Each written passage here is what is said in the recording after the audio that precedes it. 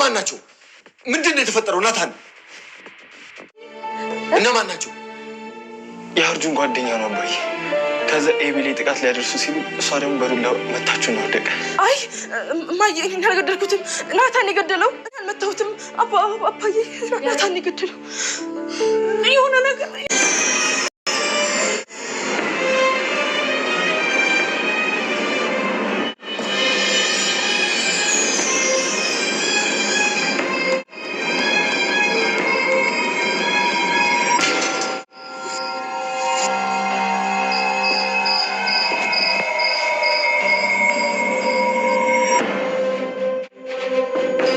ደረጀ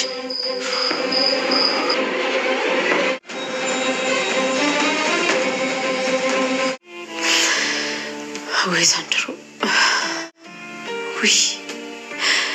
ወይኔ ልጆች እንዳለ ካሜራ ማጥፋት አለብን እማዬ። ፖሊሶች ከመጡ እኔ ነው የሚያስሩኝ እማዬ፣ እኔ ነው የሚያስሩኝ እማዬ። እባክሽን እማዬ። ወይዘሮ ማርታ እንግዲህ በጭንቀት ላይ ጭንቀት እያሁኑ የባስ አታንጣ ገርክን አትልቀቅ ይላል አበው። እንግዲህ በመጨረሻ ወይዘሮ ማርታ እንግዲህ አቶ ደረጀ ምን ሆነ ምን ነካው ባለቤቴ ምን ውስጥ ገባብኝ እያለች እንግዲህ በአቶ ደረጀ ጭንቀትና እንግዲህ በሰላም የልጅ አባት በማያስጨንቀው ስትጨነቅ የቆየች ወይዘሮ ማርታ በርግጥ እንደዛ ያስጨንቃል፣ ግን ደግሞ የባስ የሆነ የከፋ ሲመጣ ሁሉንም ነገር የምትረሱት ነገር አለና እንግዲህ ወይዘሮ ማርታ የገጠማትም ነገር እሱ ነው። እንግዲህ ዳጣ ድራማዎች እንደሚታወቀው በጣም አስተማሪ ትልቅ ልዩ ታሪክ የያዘ ቤተሰብ ነው፣ ፋሚሊ ነው።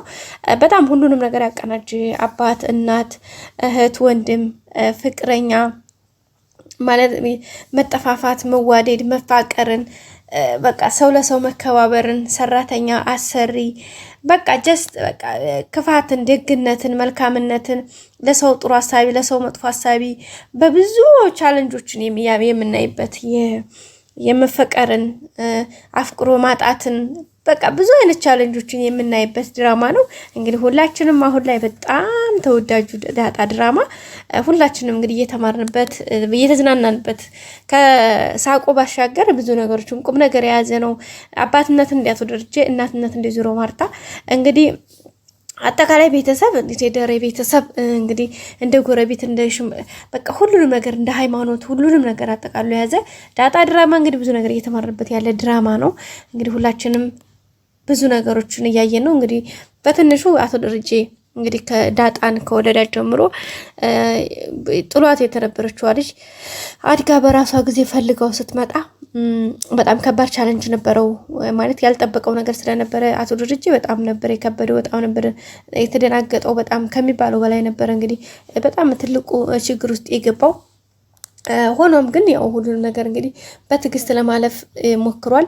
ግን አንዳንዴ እንደ ቀላል አይተናቸው የተፈጠሩ ችግሮችን ወይም ደግሞ በዛው በሰዓቱ መፈታት እያለባቸው አንዳንድ ችግሮችን የሆነ አራሙቻ ጥለንባቸው ወይ ደግሞ የሆነ ነገር ለበስ አድርገናቸው ሰው እንዳያያቸው እኛ አይተናቸው ነገ ጧት ችግር እንደሚያመጡ እያወቅን ግን ያሁኑን ችግራችንን ተዳፍኖ ማለፉን ዛሬን ማለፋችንን ለነገ የባሰ ጦስ ይዞ መምጣቱን ባለማሰባችን በጣም ችግሮችን እንዴት እንደሚመጡ እየተማረበት ነው ማለት ነው። ያው እንግዲህ እንዳያችሁት የመጀመሪያው አቶ ደረጀ እንግዲህ ዳጣን ወይዘሮ ማርታ ለመሸሸጉ ወይም ደግሞ ትዳሩን በሰዓቱ እንዳይፈርስ ለማድረግ ያው ከሱ ይሄ ስሜት ካለው ስሜት አንፃር ነው ሰው በሰዓቱ ያን እንግዲህ ዞቶ ዳጣን ውጭ ጣላት።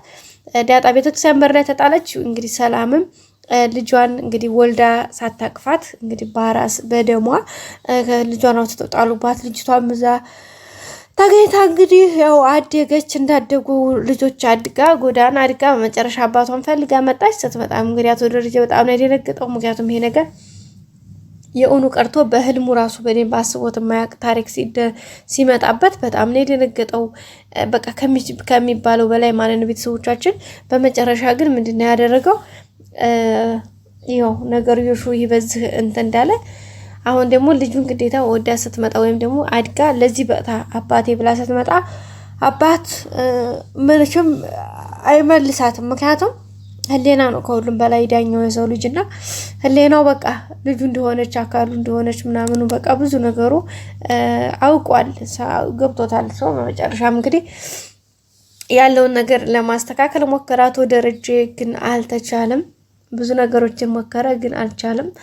በመጨረሻም እንግዲህ የሆነው ነገር ምንድነው ልጁ ቤት እንድትቀመጥ ከዛም ዲኤንኤ ቼክ እንዲያደርጉ ነበር የፈቀደው። ሰው ቆዩ። ዲኤንኤውም ተመረመረ፣ አባትና ልጅነታቸውም ተረጋገጠ። ያው በአቋራጭ ጎዳና አቢጌል ደረጃ አስመርመራቸው እንዳልሆኑ አረጋገጠች። ያንንም የራሷ ስህተት ነው። እንግዲህ ጸጉር ናሙናውን ከዳጣ ወሰድኩ ብላ የሰላም ነው ያስመረመረችው። ሰላም ደግሞ የዳጣ እናቷ እንጂ ዳጣ አይደለችም። በዛን አማካኝነት እንግዲህ ፌል አድርጎባታል። ለዛም ነው እንግዲህ የቤተሰብ እስካሁን የሰነበተው እንጂ አቢጌል እንደሞከረችው ሙከራ እንዳደረገችው ድርጊት የዛን ሰዓት ያ ነገር ታውቆ ቢሆን በጣም ከባድ ነበረ። አቶ ደረጀ እንግዲህ የመጀመሪያው ስህተት ነው ሳተ እና እግዚአብሔር ፈቃዱ ሆኖ እንግዲህ ልጅቷን ፈልጋ መጣችና በመጨረሻ ቤተሰብ ጋር ስትቀላቀል ኢቭን ልጁ መሆኑን በዲኤንኤ ጋር አረጋገጠ በኋላ ግዴታ ለወይዘሮ ማርታ ተናግሮ የመጣውን ነገር መቀበል ነበረበት። ግን እሱ እንደዛ አላደረገም። ዝም ብሎ ሲያኖር ሲያቆይ እንግዲህ በመጨረሻ አሁን ላይ በጣም ከባድ ፈተና መጥቷል ማለት ነው። እንግዲህ የመጀመሪያው ምንድነው አቢጌልን አርጆ ወዳታል። አቢጌል ደግሞ ናታን ትወዳለች። ዳጣ ዝቤ ስመጣ ደግሞ ዳጣን ናታን ወደደ። ፍቅር ተጣመሩ ማለት ነው። በዚህ መካከል አቢጌል በቀላት ተነሳስታ እንግዲህ ቤተሰቡ እያመሰችው ነው የምትገኘው። ያው ከመጀመሪያ ጀምራ እንዳያችሁ ዳጣ ከዚህ ቤት እንድትወጣ ያላደረገችው ነገር የላትም። ሁለተኛ ብዙ ነገሮች አደረገች። ከዛም መድኃኒት መርዛ ኮካ ላይ አስቀምጣ እንግዲህ ያንን እሷ አገኘው ብላ ትጠጣ ውሃ ታመመች። ያው ሐኪም ቤቱን አዳነች እግዚአብሔር ይመስገን።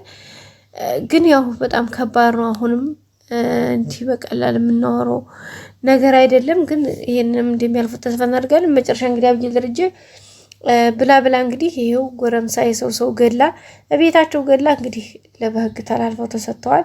በጣም ነው የሚያሳዝነው። በጣም ነው የሚደብረው። ያው ሁሉም ነገር ተጣርቶ እንግዲህ ወንጀለኛው ትክክለኛ ወንጀለኛው እንትን ማድረጉ አይቀርም መረጋገጡ ማለት ነው። ቤተሰቦቻችን የዛን ሰዓት ደግሞ እንግዲህ ያው እሷ ራሷ ስለምታምን ወይም ደግሞ አምና ስለተናገረ ያው እሷ ናት የምትታሰረው ብዬ አስባለሁ። ሌላው ቤተሰብ ደግሞ ያው በጭንቀት ከባድ ነው። እንግዲህ ወይዘሮ ማርታም እናት ናት፣ አቶ ደረጀም አባት ነው። ምን ሊያደርጉ ይችላሉ? ሂደው እንደ ማንኛውም እንደ ኖርማል ታራሚ ሂደው ሰላም ብለው መምጣት ካልሆነ በስተቀር በዛ ላይ ብዙ ነገር ትማርበታለች። ምክንያቱም ሰው ነግረው ካልሰማ ነግረው ካልተማረ አንዳንዴ ህይወት ያስተምረው ተብሎ ይለቀቃል። ያ ማለት ደግሞ በጣም ከባድ ነው። በእርግጥ አውቃለሁ ሪስክ አለው፣ ግን ደግሞ ምንም ማድረግ አይቻልም። እና ውድ ቤተሰቦቻችን እንግዲህ እስካሁን ወዳጅ ፍራችሁ የተከታተላችሁ እንደሆነ አመሰግናለሁ። ሰብስክራይብ፣ ላይክ፣ ሼር ማድረጋችሁን አትርሱ። ሁሌም አብራችሁ ሆናችሁ መልካም ጊዜ ቤተሰቦቼ። ላይክ ግን አይረሳ። ኦኬ